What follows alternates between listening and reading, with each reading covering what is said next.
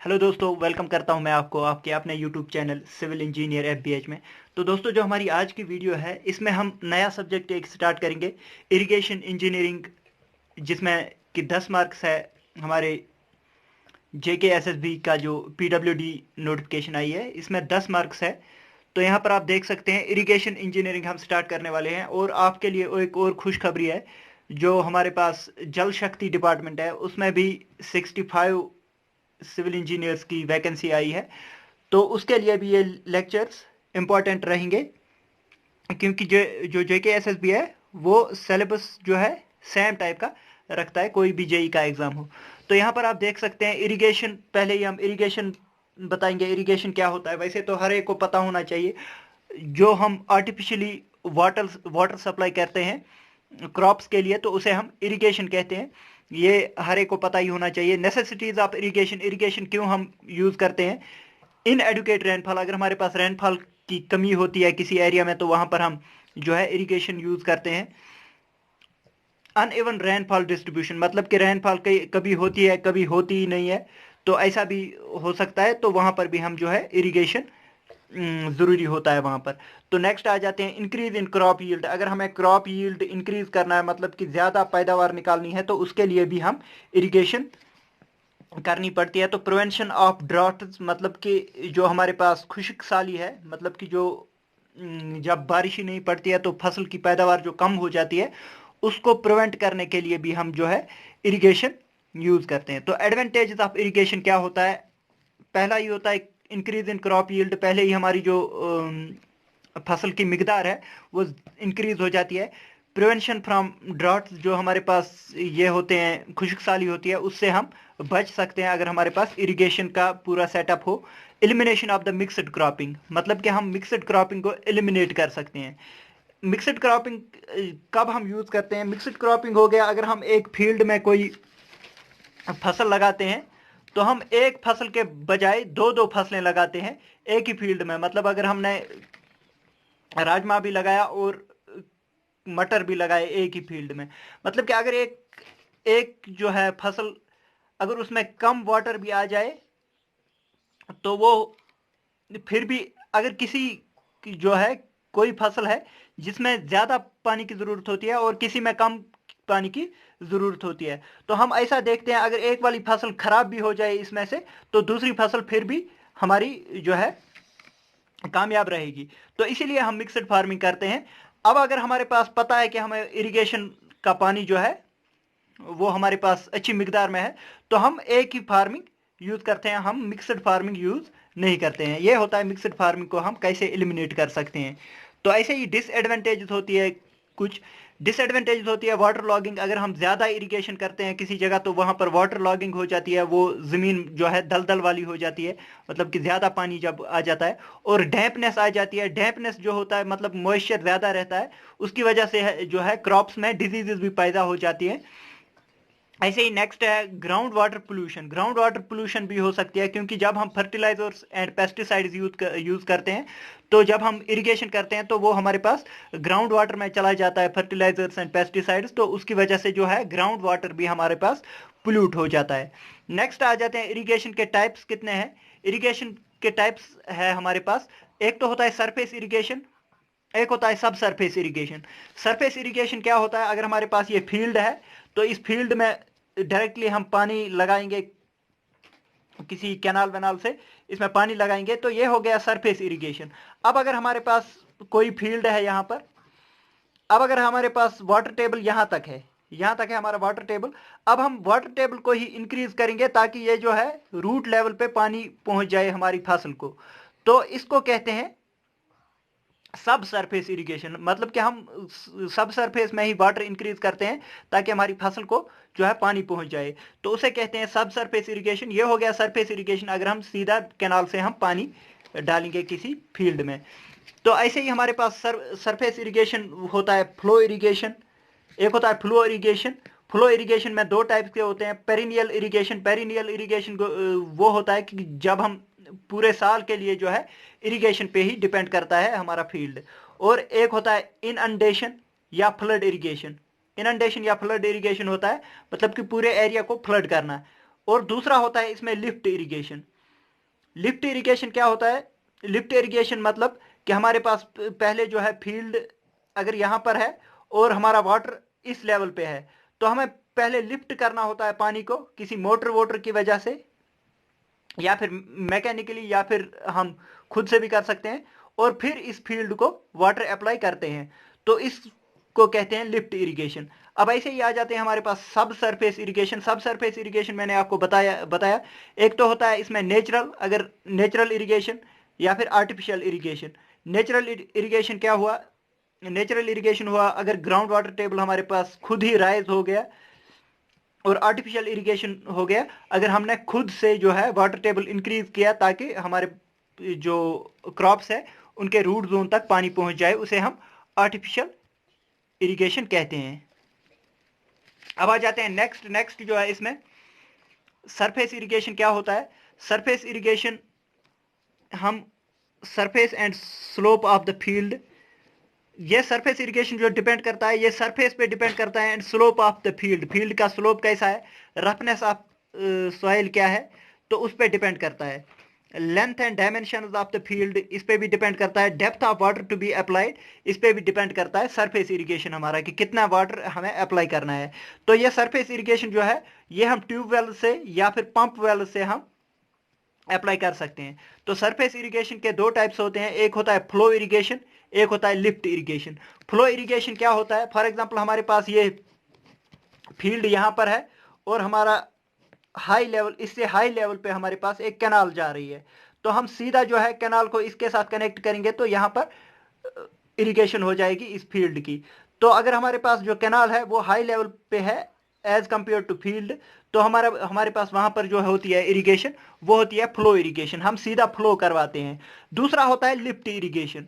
दूसरा होता है लिफ्ट इरिगेशन। लिफ्ट इरिगेशन क्या होता है? अगर हमारे पास ये फील्ड है और वाटर लेवल जो है, वाटर हमारे पास यहाँ कहीं है, तो उसकी वजह से हम क्या करते हैं, हम कोई पंप वंप या फिर मैन्युअली या फिर मैकेनिकली हम इस वाटर को लिफ्ट करते हैं ताकि हम जो है इस फील्ड में इस पानी को पहुंचा सकें, तो इसको कहते हैं लिफ्ट इरिगेशन।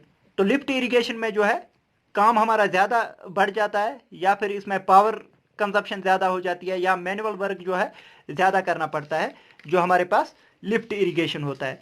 तो लिफ्ट इरिगेशन कॉस्टलियर होता है, मतलब कि इसमें पैसे ज़्यादा लगते हैं। ये हम जनरली ट्यूब वेल या पंप वेल से करते हैं, क्योंकि हम जो है पंप वगैरह लगाते हैं वेल्स में, तो उसकी वजह से जो है पानी को ऊपर ले आते हैं, फिर इरिगेशन करवाते हैं। फिर आ जाता है पेरिनियल इरिगेशन। पेरिनियल इरिगेशन मैंने आपको बताया है कि पेरिनियल इरिगेशन होता है जिसमें हम पूरे साल हमारी क्रॉप जो है वो इरिगेशन पे ही डिपेंड करती है। It is continuous irrigation of water is supplied as per requirement of the crop throughout the crop period, मतलब कि पूरा जो क्रॉप पीरियड है इसमें हमें जो है इरिगेशन वाटर ही सप्लाई करना पड़ता है। एक होता है इसमें डायरेक्ट इरिगेशन, मतलब कि कैनाल से भी कर सकते हैं, और एक होता है स्टोरेज इरिगेशन, मतलब कि अगर हमारे पास डैम्स वगैरह बने हैं तो वहां पर हमने वाटर को स्टोर किया हुआ है, तो उसको हम स्टोरेज इरिगेशन भी कहते हैं। अब आ जाते हैं नेक्स्ट जो है इरिगेशन के जो टाइप्स होते हैं। एक होता है इनअंडेशन। इनअंडेशन जो होता है उसे हम फ्लड इरिगेशन भी कहते हैं। इसमें क्या करते हैं, सॉइल को सबमर्ज करते हैं विद वाटर। जो हमारे पास फील्ड है उसको हम पूरा सबमर्ज कर देते हैं वाटर में, मतलब कि पूरा जो फील्ड है उसको सबमर्ज किया जाता है वाटर में। जैसे हम जो धान की खेती करते हैं तो उसमें पहले वो जो सबमर्ज करते हैं तो उसी को कहते हैं फ्लड इरिगेशन। तो हमारे पास डिफरेंट इरिगेशन टेक्निक्स है, इसमें से आपको क्वेश्चन पूछा जा सकता है कि इरिगेशन टेक्निक्स जो हमारे पास डिफरेंट होती है, इसमें से क्वेश्चंस पूछे जाते हैं। यहां पर आप देख सकते हैं एक होता है फ्री फ्लडिंग। फ्री फ्लडिंग जो होता है ये इसमें क्वेश्चन पूछा जाएगा ऐसे आपके, ये किस टाइप ऑफ टेरेन के लिए यूज करते हैं। फ्री फ्लडिंग हम रोलिंग टेरेन के लिए यूज करते हैं। रोलिंग टेरेन हो गया मतलब जिसका थोड़ा स्लोप भी होता है, ज्यादा स्लोप नहीं होता है, मतलब प्लेन भी नहीं होता है और थोड़ा स्लोप होता है इसमें, तो फ्री फ्लडिंग हम रोलिंग टेरेन के लिए यूज करते हैं। नेक्स्ट आ जाते हैं हमारे पास बॉर्डर इरिगेशन। बॉर्डर इरिगेशन में क्या होता है, बॉर्डर इरिगेशन में आपको 2-3 पॉइंट्स याद रखने हैं।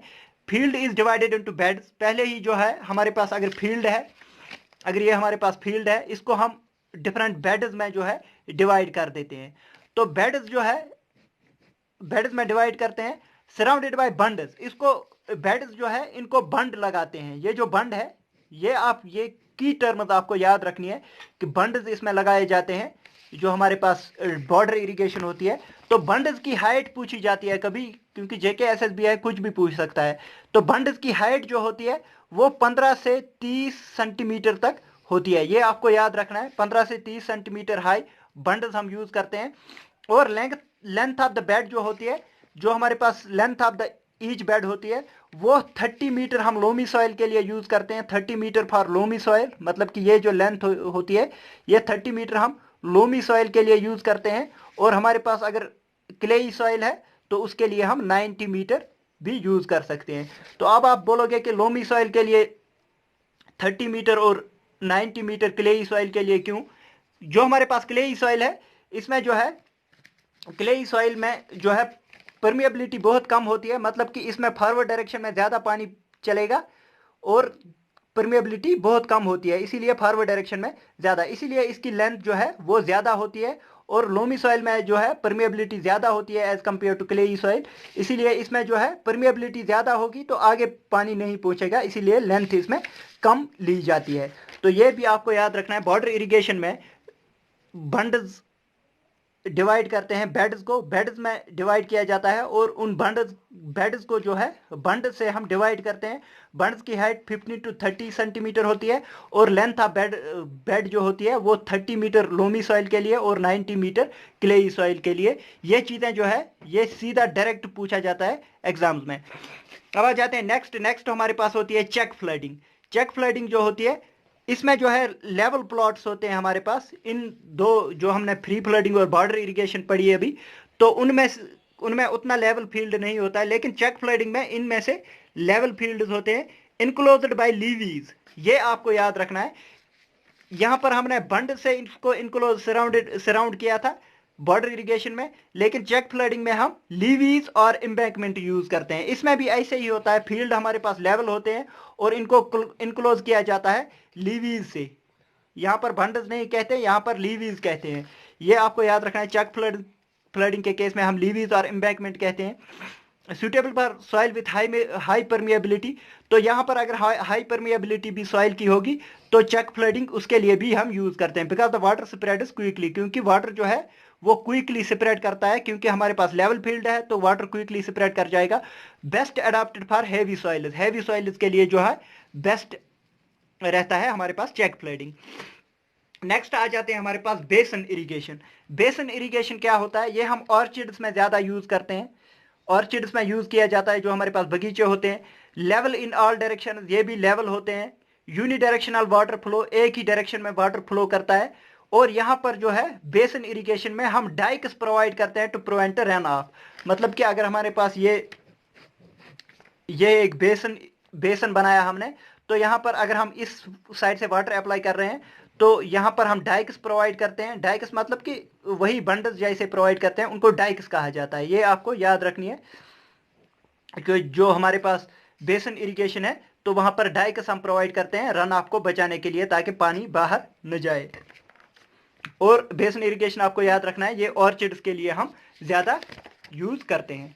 नेक्स्ट आ जाते हैं हमारे पास फरो इरिगेशन। फरो इरिगेशन में भी बहुत बार क्वेश्चन पूछा गया है। तो फरो इरिगेशन मैं आपको यहाँ पर दिखाऊंगा कि फरो इरिगेशन हम कैसे प्रोवाइड करते हैं। फरो इरिगेशन में हमारे पास ये अगर इरिगेशन फील्ड है तो हम ऐसे नालियाँ बनाते हैं। एक नाली बनाई, दूसरी नाली बनाई ऐसे, और तीसरी नाली बनाई ऐसे। ये जो नालियाँ बनाई जाती है, ये जो एरिया है, इसमें नाली के साइड में जो एरिया हमारे पास बचता है वहां पर हम जो है फसल को बोते हैं। फिर जब इन नालियों में से पानी चला जाता है तो वो खुद ही इस फसल को जो है इरिगेट करता है। फॉर एग्जांपल आपने आलू देखे होंगे, अगर आपके घर में भी जो है ये होती है, तो आलू की खेती हम ऐसे करते हैं, क्योंकि हम यहाँ पर आलू लगाते हैं, थोड़ा बंड जैसा बनाते हैं, उसमें आलू लगाए, फिर यहाँ पर जो है इस डायरेक्शन में वाटर फ्लो करते हैं, क्योंकि हम आलू के ऊपर सीधा पानी नहीं मारते, ये खुद ही इससे एब्जॉर्ब कर देता है वाटर जो हमने ये नालियां बनाई है। तो इसमें क्या होता है, फरो इरिगेशन हम किसके लिए, पोटैटोज के लिए यूज करते हैं, कॉटन शुगर कैन के लिए यूज करते हैं। एफिशिएंट फॉर स्लोपी लैंड, ये अगर स्लोपी लैंड भी हमारे पास है तो उसके लिए भी एफिशिएंट होता है। लेंथ ऑफ फरो जो है, जो हमने नालियां बनाई उसकी लेंथ जो है 3 मीटर से 6 मीटर होती है। इकोनॉमिकल यूज ऑफ वाटर, यहाँ पर वाटर की जो है वो इकोनॉमिकल यूज होता है वाटर का। और because 1/5 to 1/2 area of land is land surface is wetted, क्योंकि हमने जो ये नालियां बनाई है तो वाटर सिर्फ यहां पर फ्लो करेगा, एक नाली में, दूसरी नाली में और तीसरी नाली में। जो हमारे पास बहुत सारा एरिया है इसमें हमें डायरेक्ट इरिगेशन प्रोवाइड नहीं करनी पड़ती, इसीलिए 1/5 to 1/2 एरिया जो है सिर्फ वेट होता है इस केस में, जो हमारे पास फरो इरिगेशन होती है। नेक्स्ट आ जाते हैं हमारे पास, नेक्स्ट होता है इंपॉर्टेंट टाइप है स्प्रिंकलर इरिगेशन। स्प्रिंकलर इरिगेशन क्या होता है, जो आपने आजकल गार्डनिंग में देखा होगा, हम गार्डन्स में लगाते हैं एक स्प्रिंकलर लगाते हैं, वो फिर ऐसे मूव करता है, रोटेट करता है, तो एरिया को इरिगेट कर देता है, मतलब वो फव्वारे जैसा होता है, तो वो ऐसे इरिगेट करता है। तो सूटेबल फॉर अनइवन लैंड्स, ये किसी भी लैंड के लिए यूज कर सकते हैं। अनइवन लैंड भी अगर हमारे पास होगा, ऊपर नीचे भी लैंड होगा, शैलो सॉइल्स के लिए भी यूज कर सकते हैं। Suitable for high permeable, shallow soils क्या हो गया, अगर हमारे पास ऊपर थोड़ी सॉइल लेयर है, नीचे हमारे पास रॉक्स वगैरह है, तो उसके लिए हम यूज करते हैं, क्योंकि इसमें जो है इस टाइप ऑफ सॉइल में जो है परमिएबिलिटी ज्यादा हो जाएगी, शैलो सॉइल्स के लिए भी ये प्रोवाइड किया जाता है। Suitable for high permeable soil, जो हमारे पास हाई परमिएबल सॉइल्स है उसके लिए भी यूज किया जाता है। कैनॉट बी यूज्ड इन हिली, कैन बी यूज्ड इन हिली रीजन्स, हिली रीजन्स के लिए भी। और इरिगेशन एफिशिएंसी यहाँ पर आपको देखना है, इरिगेशन एफिशिएंसी जो है वो 80% होती है। Minimise the soil erosion, soil erosion की बहुत बहुत कम कर देता है सॉइल इरोजन को, क्योंकि हम जो है सिस्टमैटिक वे में जो है पानी को स्प्रे करते हैं। तो यहाँ पर हमारे पास कुछ नेगेटिव्स भी है इस टाइप ऑफ स्प्रिंकलर इरिगेशन के। Evaporation loss is high, evaporation loss obviously high होगा, क्योंकि हम जो है पानी को हवा में डाल रहे हैं, तो वहाँ पर इवापोरेशन ज़्यादा हो सकती है। Interferes with the farming operations, हमने ये जो हम स्प्रिंकलर प्रोवाइड करते हैं इसके लिए हम नीचे पाइप्स भी डाल देते हैं, मतलब कि अगर हमें ये ट्रैक्टर वैक्टर लाना है यहाँ से तो हम वो नहीं ला सकते हैं। फार्मिंग जो प्रैक्टिसेस है उसके लिए ये काम की चीज़ नहीं होती है, क्योंकि हम नीचे से पाइप्स डाली हुई होती है।